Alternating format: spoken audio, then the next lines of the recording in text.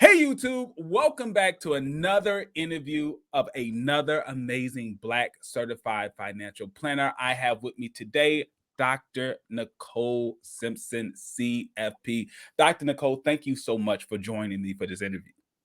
Jason, it is my pleasure to be here. And when you can get two CFPs together and talk about Black wealth, I'm always in the building. So thank you. All right, perfect. So let's get right into it. You've been in the industry for some time. You could have done almost anything with your life, but you chose to become a certified financial planner. Why?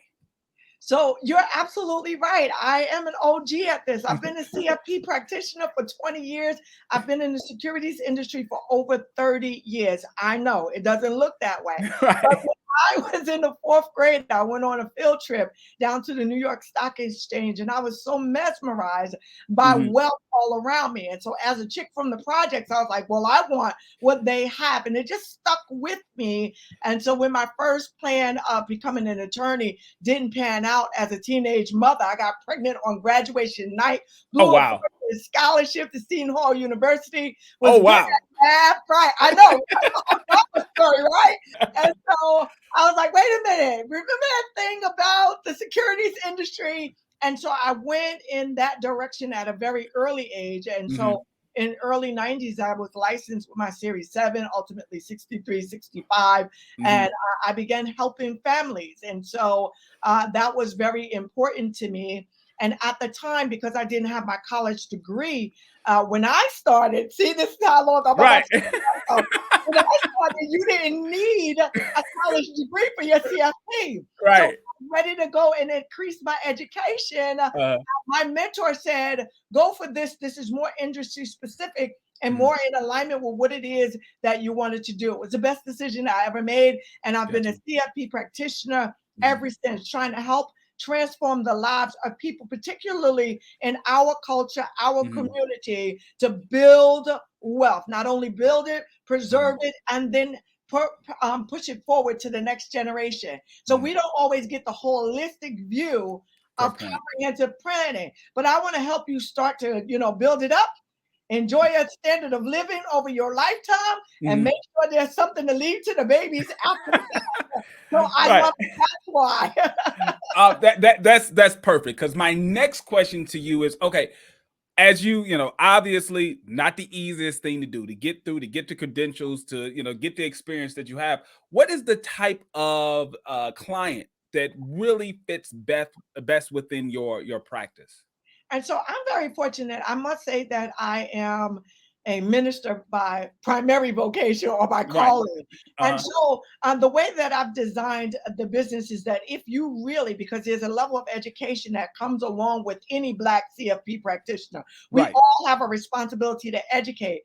And so if someone is committed to really having their finances be, on par with their goals and their objectives, I don't have a minimum criteria.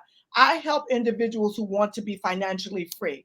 And so my business, the practice is designed where I tier it out so that clients know, hey, you'll get my team's advice, guidance, and support to Mhm. help set up a plan of action. And you might be there for several years until you can build up. And then there are some that need more active engagement, hand holding, and involvement. And then I have, the level of clientele that really needs a hand-to-hand, day-to-day Right. management for their overall financial future.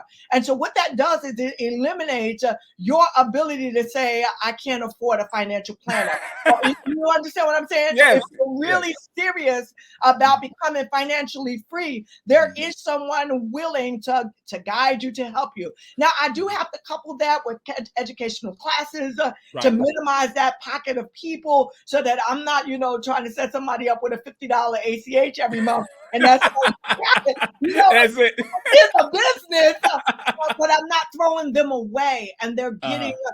the advice and the guidance of an expert. And I think Mhm. that's what our community needs. And Mhm. every single time, and I do attribute this to, me being God's favorite, every single time for those Right. individuals that I help to just get started, I Mhm. get someone getting ready to retire and they got 7 figures. So it works out in Right. our practice all the time. That's amazing. That's amazing. So, hey, listen, another question that I get, and it's coming from Black students, Black career changers, they want to get into this field. What was the biggest hurdle for you to get through and pass the CFP exam? I self-studied. That was the Mhm. biggest hurdle. That's not something that you have to do in today's day and age. The biggest thing that I would say is that I did it on my own, but I really didn't have the chance to fail. Like failure was Mhm. not an option for me. And Right. so, I'm young Black mother at the time. It was not an option for me. And so, if I were someone else, I probably wouldn't do self-study. We have Mhm. plenty of classes and curriculums that are available to individuals that are seriously pursuing this career. But I would also get, and this is like the most invaluable piece of advice that I would give to anyone else, get someone else as a study buddy that is on Mm. the same track as you are on to Right. achieve the same goals that you want to achieve. So if you do that for the different modules, because the CFP deals with multiple modules, and you just being Jason, one Right. that deals with it all the time. But Right. there's an insurance, there's an estate, there is Right. investments, there is taxes, there's retirement. Mm. And so if you have someone that's working on the same area of concern that you are, then Right. get someone that's doing that and you work well together. And I it Mm. was one of the best things that I did. And both me and the individual that was serious like I was, we both passed together Mm. in doing all of the modules overall. Yeah, you had to study, but yeah, that makes sense because if you feel like you're going it alone and you don't have an accountability Oh, partner, you yeah, can end up just saying, I'll study later, I'll get to that later, and later may never actually come. You'll look up exactly. and you'll be like, oh, you'll never get it done. So that's interesting. So I kind of want to take a couple of steps back, Okay. and I want to get back to your story, right? I mean, you've done all these amazing things. You've been able to help so many people. You've created a practice for yourself helping people. But let's get back to your origin story of how you ended up where you are now. We got a summary earlier, but I want to really get into it because I think your story can help other people who don't believe they can get to where you are now. Right. Right. So, again, I was a teenage mom. I literally blew a 4-year scholarship to Seton Hall University. And Mm. I say that when I say that I blew it because I came from the projects, and where I came from, you can't have a baby and your mother gonna watch the baby. So I needed a job. That was just the reality of it. And so when you're a teenager, I had just graduated because I got pregnant on graduation night. Oh So wow. all I had was my high school diploma, but Hmm. I was gifted in mathematics in all facets of it. And Right. so in that regard, I had seen this. Well, I had gotten a job because I was an individual having to take care of my child, and I got my first raise. And when my first raise happened, it was 50 cents. I was like, I'm not doing that, Jason. That's all right. And I'm talking about 30 years ago. Okay, 50 cents was not going to cut it. And so I Right. was looking in the papers like I could do something else, and I stumbled Mhm, upon a school that said securities industry, and I mhm, recalled that vision that I had when I went down to the New York Stock Exchange in the mhm, fourth grade, and I was like, okay. And I'm mm. looking, I'm observing because now it's at school and I need a job. But Right. they had like a 93% job placement rate. Okay. That's what captured my That's attention. that was it. Okay, well, listen, I know I'm not going to be in the 8%. So let me find out what this Wall Street stuff looks like overall. And I entered into the Mhm, industry that way.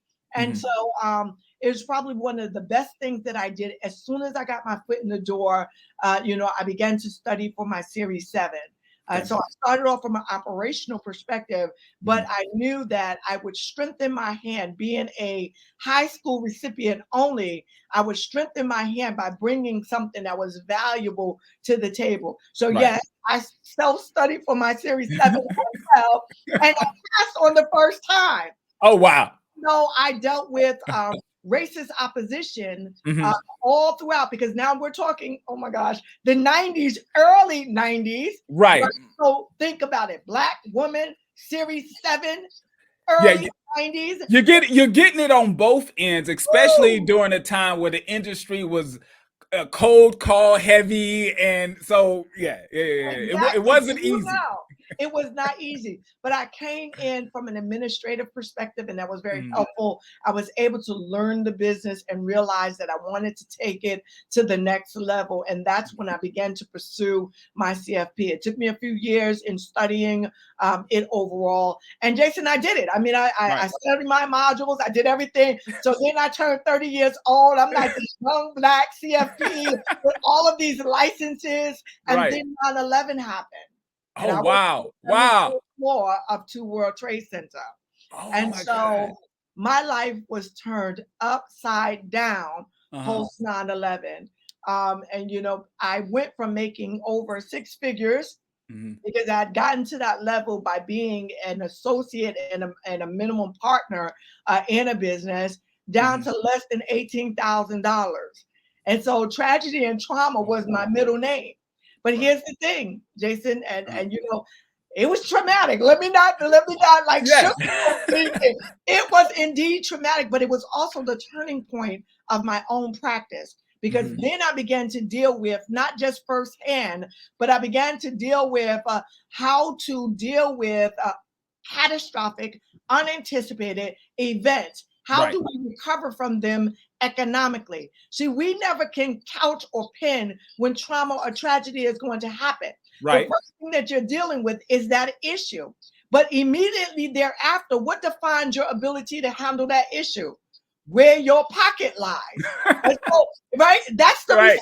response. You can deal with something based off of where you're standing financially. And Yes. without a good strategy or plan of action before catastrophe happens, Mhm. how do you manage? And that's really how I Mhm. began to do two things. That's how I got into education, and Mhm. that's when my clientele changed. I Mhm. felt like I owed it to the culture. I Right. owed it to the culture in order, I mean, legit, my resume will tell you that really this is what happened. And I started dedicating my life to the churches, to the penal Mhm. system, and into the school system. Those were the three areas in which Mhm. I targeted to be able to educate and to empower and to enlighten people about comprehensive financial freedom. And people Mhm. say, well, why you do the prison system? Why you do the schools? Or why you Mhm. do the churches? Because there's an answer for all three of them because it Right. felt the most depressed in all areas. Mhm. To school to make sure that the next generation of our young people would have more information and ammunition than we ever had. Mhm. They weren't getting the basics of what it is that was necessary. To the churches, because I really thought that, if I educated us and, being a minister as well, we would find ourselves in a different position as Right. a in a culture of faith. That was probably my hardest challenge to date. But it is I have to go for another hour in order to get everything about the church. They said, but also, and then to the prison system, because Mhm. I always thought if we really understood, and this is broadening things out from a planner's perspective, if we Right. really understood the holistic aspect of planning, and Uh-huh. we understood that those that were formerly incarcerated, if they became their own bosses, their own employers, right, Right. and employees having Mhm. their own business, the way that entrepreneurship fits into comprehensive planning to build wealth is phenomenal, and it's an area in which Black people have lost their way in being able to see where it fits. But because we're planners, Jason, we Right. understand the taxes, we understand the need for retirement, the benefits of being your own boss. We understand Yes. the opportunities that are available from an employer and an employee perspective. And so, if you're giving all of this information because you're looking at holistic planning, you have to have some level of consideration for entrepreneurship. And so, I took that to the prison system, and I've been doing that level of work ever since. Wow. That's amazing. I want to touch on one thing that you said where you talked about how the way people, and I'm paraphrasing, the way people are able to respond to certain events in their life, especially, catastrophic events, is their resources, their financial standing plays a huge role in that. Like it Absolutely. makes us like I remember when times weren't that good in my personal household.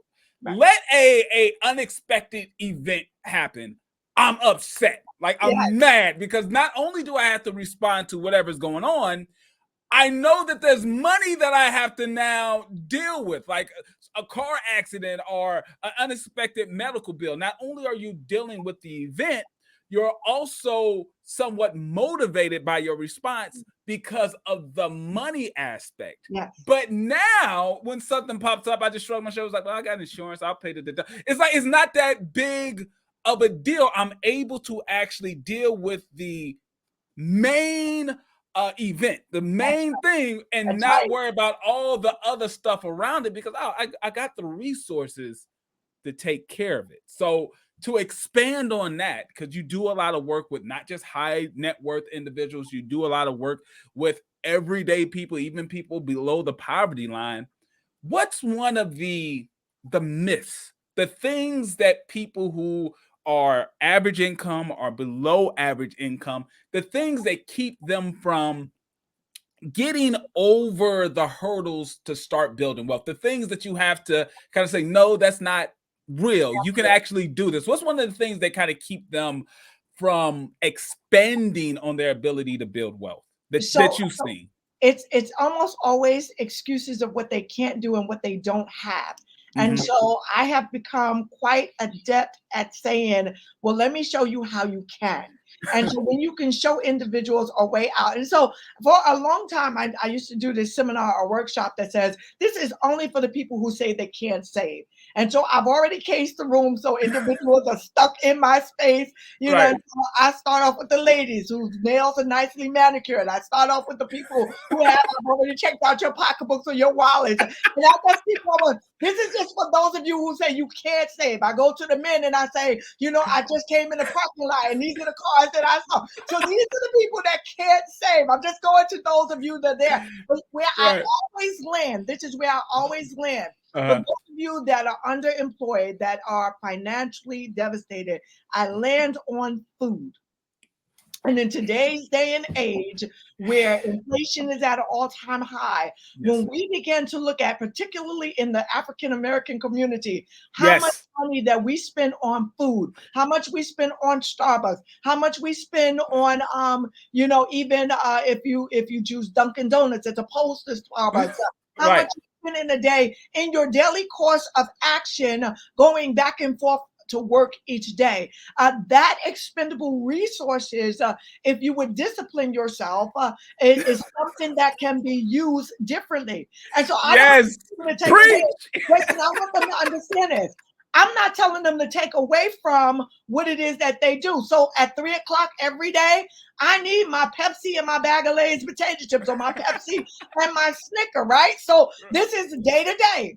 But instead of getting it every day from your local drugstore or the vending machine, how about you go to Costco's or you go to a store, buy it and bring it every day? Now, you're not depriving yourself, but even in that, you're saving at minimum $10 or $15 a day in that one area. And so when you begin to look at it from that perspective, I'm just saying, for those of you who say you can't save, these are just different ways for you to open up your eyes to say, you know what? Yes, I can. And even the brokest of an individual, this is the thing that makes me laugh. Even the brokest of an individual, because I've been there and I've done that. I want you to understand. Friday nights when parents don't want to cook, can we go back to the frying of the fish and the cooking of the spaghetti, pulling out some stay home and save your money for a TV? This is just for the people who can't save. Right. So, Jason, we got an answer for everything. You understand? Absolutely. One of my biggest issues with clients who have that obstacle, when I talk about, one of the things that they say, I just need more money. And I look at them and I say, you don't have an income problem per se. You have a spending problem, because if you were to get more money, you would just spend more and you would still be in the same situation. You just have more toys, right? Because we dealt with high net worth clients who make hundreds of thousands of dollars a year, but they live paycheck to paycheck. They So do. just because you make more money, that's not necessarily going to solve the problem. But let me get off my soapbox. So I know we don't have a whole lot of time. So if you were to bump into the younger you or someone that was in your position who wants to, find a rewarding career, because that's what this is.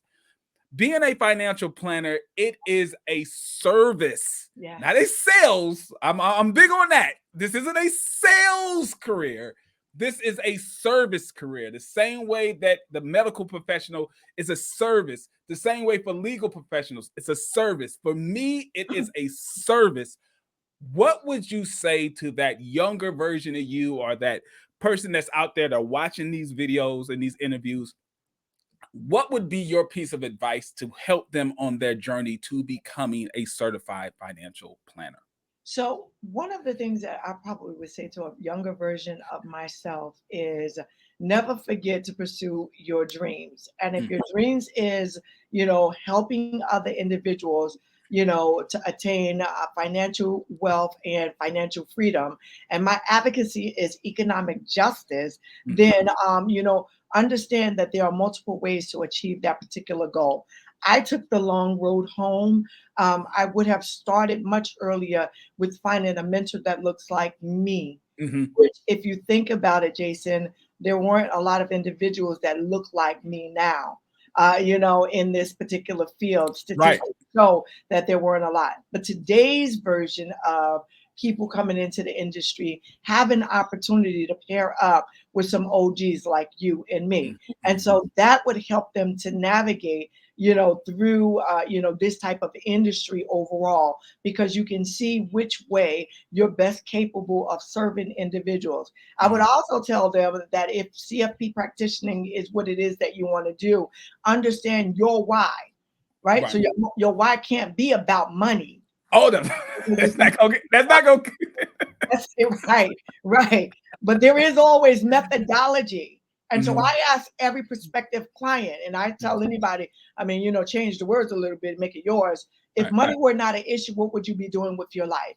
And what Yeah. I'm capable of doing, and what a young practitioner would be capable of doing, any CFP is capable of doing, is Mhm. taking what it is that you want to do with your life and mapping it out financially so that you get to the place where you can live your best life and a most blessed life in that regard. Yeah. It will require hard work, but it's Yes. impossible in order for it to happen. And so that's a why. And that's a reason why somebody would want to come into this industry, because you're helping other people to achieve the goals that they so desire and set up for, but not only themselves, but their families. And they can then set up not just those goals, but legacy for the next generation. It's time out for being and living a lifestyle of poverty and then leaving poverty to the next generation. We Mm. can and we must do better. Oh, that is perfect. We're gonna end right there. Thank you so much, Dr. Nicole Simpson, for coming on. That was an amazing story. I'm gonna make sure any contact information that you have that you want to share, I'm gonna put it in the show notes so that people can get it. But listen, your story is amazing. The work that you do in the community is amazing. Thank you for sharing. I know this is gonna help a younger person who wants to be in this field. They are going to be inspired by your story. Thank you so much. Thank you. God bless everybody.